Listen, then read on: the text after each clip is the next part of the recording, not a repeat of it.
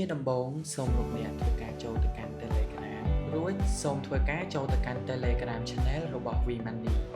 ឬលោកអ្នកអាចធ្វើការស្នើសុំ link Telegram V-Money Mini App តាមរយៈ Telegram Sales Consultant ក៏បាន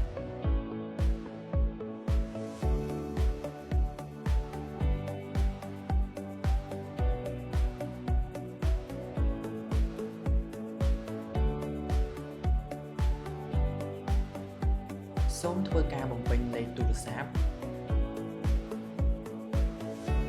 រួចធ្វើការបញ្ចូលលេខកូដចំនួន6ខ្ទង់ដែលទទួលបានតាមរយៈសារ OTP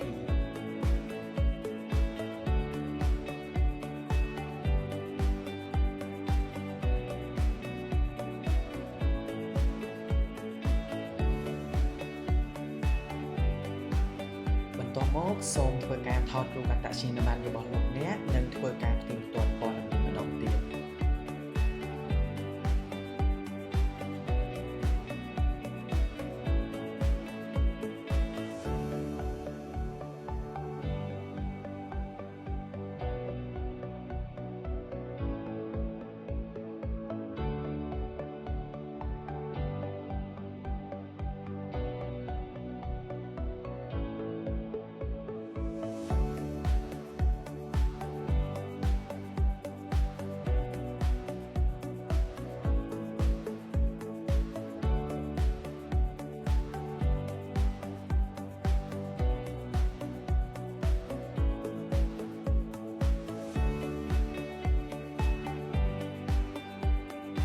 សូមលោកអ្នកធ្វើការថតរូប selfie ជាមួយនឹងអត្តសញ្ញាណប័ណ្ណ